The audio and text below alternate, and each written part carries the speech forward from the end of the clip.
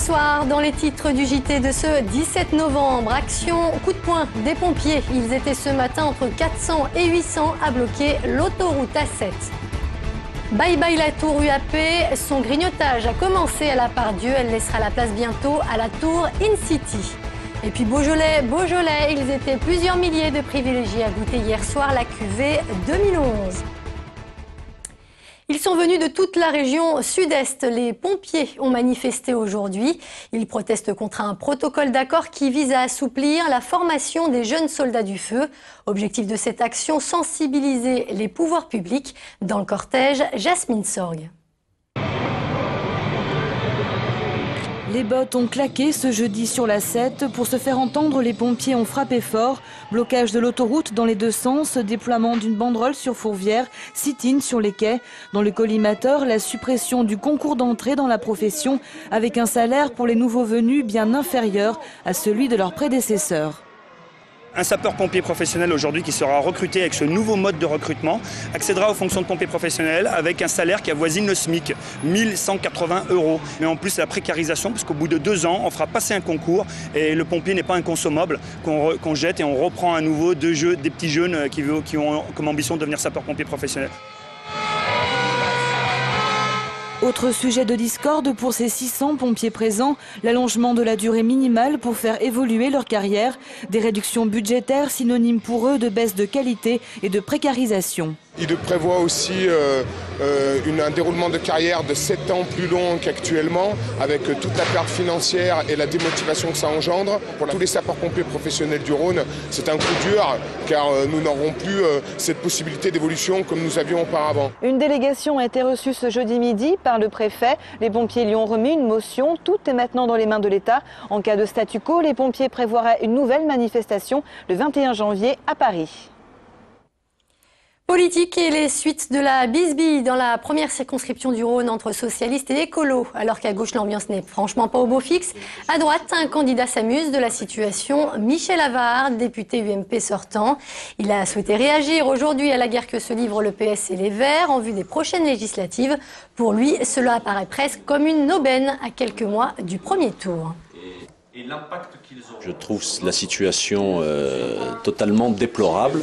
Donc il ne s'agit pas du tout pour moi ni de crier de victoire, simplement de dénoncer ce que je trouve être de la politique à l'ancienne.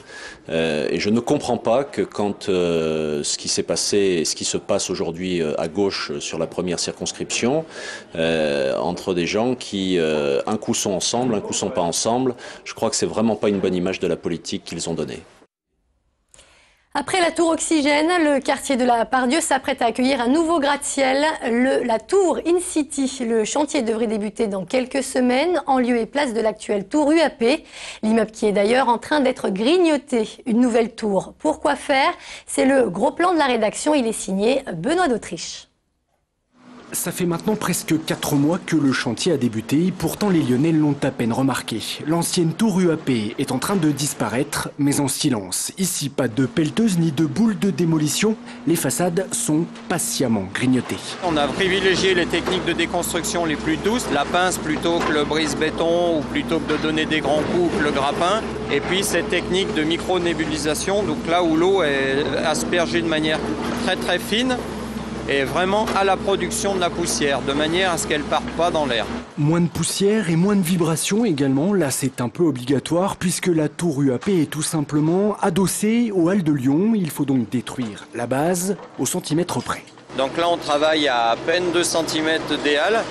On vient démolir les 5 premiers niveaux de la tour UAP pour créer une fracture entre la tour et les halles pour éviter de générer des vibrations, de la poussière et trop de bruit, de manière à permettre aux halles de continuer à fonctionner tout au long du chantier de déconstruction. Les raisons de cette démolition plutôt spectaculaire, le cahier des charges évidemment, la tour est située en plein centre-ville et le chantier devait être silencieux. Le clou du spectacle lui reste à venir, ce sera en janvier prochain.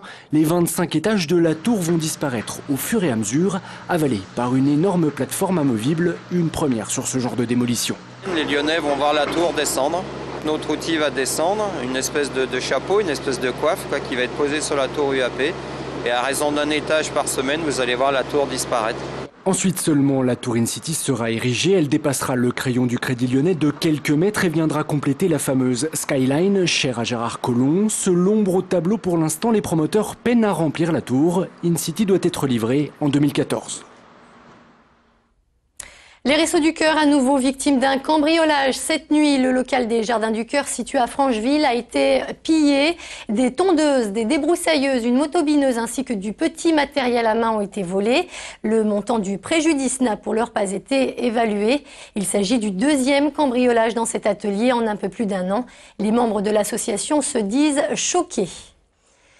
Du côté des rails, le bras de fer continue entre la direction de la SNCF et les syndicats de cheminots. Nous vous en parlions déjà lundi dernier. Le tribunal de grande instance impose désormais une formation pour les contrôleurs. Une formation dite agent seul, un jugement salué par les syndicats. De son côté, la SNCF assure que le service sera assuré normalement à partir de lundi prochain. Nous avons été confirmés par le référé du juge qui nous confirme bien qu'effectivement, après formation, c'est parfaitement légitime pour la SNCF de faire conduire les agents de conduite en EAS, c'est-à-dire en conduite, je vais dire, sans contrôleur dans le train automatiquement. À partir de lundi, l'ensemble des formations seront terminées et donc nous avons un plan de transport qui sera à 100%. Mûres, groseilles, fruits rouges, c'est le goût du millésime 2011 du Beaujolais nouveau. Le primeur qui a pu être dégusté en avant-première dès minuit par quelques 6000 privilégiés lyonnais. Ambiance hier soir du côté de la place Antonin-Poncet.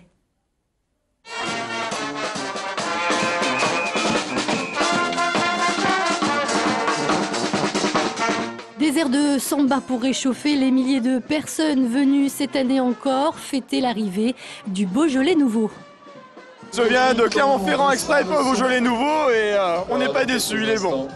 It's very nice. It's a great festival. Avec le Beaujolais, c'est le bonheur que du bonheur. Comme le veut la tradition, c'est seulement quelques minutes avant minuit que le primeur est arrivé en presqu'île, une cuvée 2011 au goût résolument fruité cette année. Il a un goût de fruits rouges, framboise, cerise. Il a un petit goût de melon, on trouvait tout à l'heure entre amis. Goût du raisin. Il est bon cette année, mais il a un petit goût d'ananas quand même, on le ressent. Plus sérieusement, pour les professionnels, cette 60e cuvée a plutôt le goût des fruits rouges, un millésime qui s'annonce en tout cas selon eux des plus prometteurs. Le consommateur reprend goût au Beaujolais grâce aux 3 millésimes qu'on vient de faire exceptionnels. Maintenant, on retrouve un petit peu de la qualité dans les vins. Donc il faut rassurer et redorer un petit peu le blason du Beaujolais. Un blason qui hier en tout cas ne semblait pas avoir besoin d'être redoré, pour preuve le nombre de bouteilles vides à la fin de la soirée.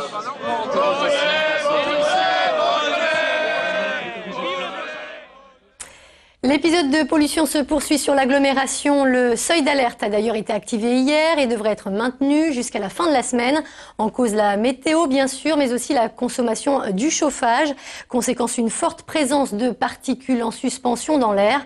La vitesse reste donc limitée sur les grands axes. Quant aux personnes sensibles, elles doivent toujours éviter de faire des efforts physiques.